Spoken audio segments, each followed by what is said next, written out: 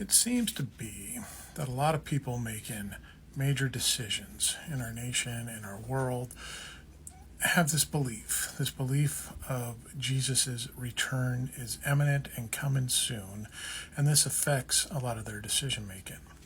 So let's take a look at the book of Revelation and try to understand some of the history behind it. So let's go back to when it was written.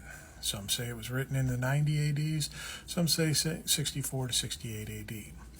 And it kind of based on your interpretation of what the book goes on, which one you want to believe, and which scholars you want to follow. But let's just look at the book itself and compare it to some historical events. So we're going to go back to Jerusalem, 70 AD. In the siege and fall of Jerusalem, Emperor of Rome, Vespasian, used to be the head general in that area, dealt and put down a lot of the revolts and rebellions that went on in the region.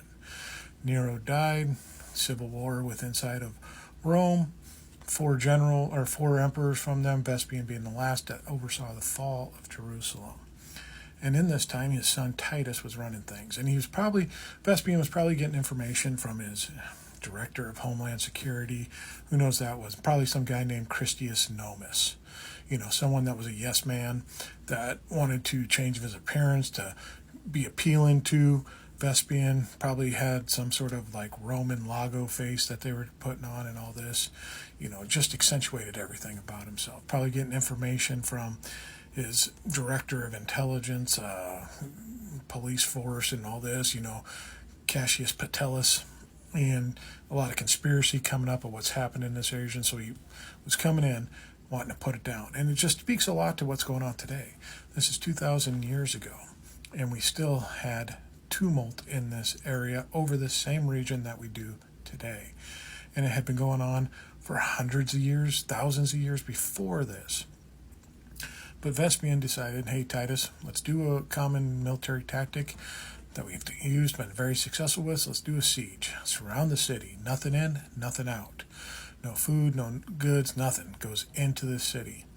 And as this was happening, people would get weak. And then when they're weak enough and starving, you attack. They're kind of defenseless because they don't have any energy to fight anymore, and it's easy to take over the city. And this is what Rome did. And when you read the book of Revelation, written by John, you can see through the imagery and some of the messaging he was talking about. Get out, get to the hills that surround Jerusalem. To the people that were believing at the time, leave. This isn't going to be safe. Things are going to be bad. Children, just all the awful things that are written in there. And the imagery of the beasts that come out of it, with the poisonous stingers and all this. If you look at that and look at that description in there and compare it to some of the Roman equipment in the military, you'll see that could be describing this. And of course, this is right after Nero, so Christians weren't in high favor. So you had to write in code. So you're writing it about beasts and imagery and all this stuff, so that wouldn't be directly against the Roman idea. So you wouldn't be persecuted for it. So when you look at that, and you look at this and compare all of the book of Revelation to historical accounts of the siege of Jerusalem, you can see that this book is more of a historical book. So how did we make it into a prophetic book? Well, we need to fast forward many, many years later. In the 1800s, this young girl has a dream, a revelation of Jesus coming back and saving the world.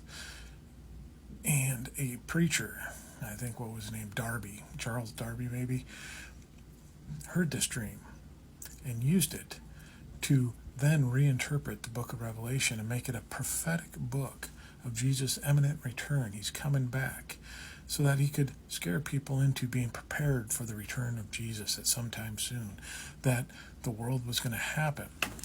And then he takes all the imagery in there and tries to correlate it to the bad things happening in their time. Same stuff that we hear today about Jesus must be returning because there's going to be outbreaks of wars and famines and earthquakes. If you go through the history of the earth and any written history of the earth, there's always been wars, famines, earthquakes, and all this other natural disasters that occur all the time. It's nothing new, but recency bias makes us think that this is the signs, it's the birth pangs of the imminent return of Christ. So when we look at it this way and take a rational look and see that this is obviously a historical book and not a prophetic book, it makes you wonder why we make decisions that we do, not based on anything else. But it's because we've been brainwashed. The people in the faith have been brainwashed into thinking this is what's going to happen. So we have to get ready.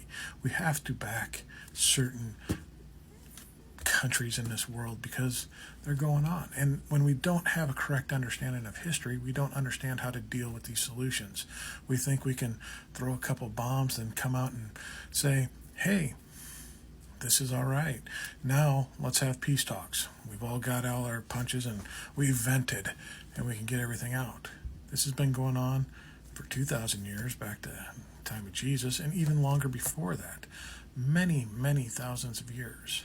And to think we can just walk in and be the savior on our white horse, taking care of everything so we can change the look of ourselves and make ourselves look like a hero and a savior and someone that established world peace, is extremely narcissistic and myopic. You're dealing with something that's going on before anyone can remember, before written history. Oral histories talk about disputes in this land. And I think it's funny that a country that has occupied another people's land and taken it over and claimed it as their own is fighting for someone that wants to reestablish what God has established for them in the Middle East, even though that they took it over when they left Egypt. When you look at different historical accounts, it kind of puts things into perspective and helps understand what's going on. And it understands that this isn't just a simple solution that we have to come up with.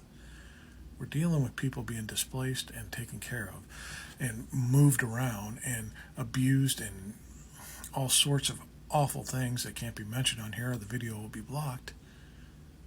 And just eliminating that from our minds and thinking that, well, this is just a recent fight going on. It's not. There's this history behind this that goes back so far. So we have to understand this stuff and then come to reasons of these people have just as much of a claim to this land as anyone else.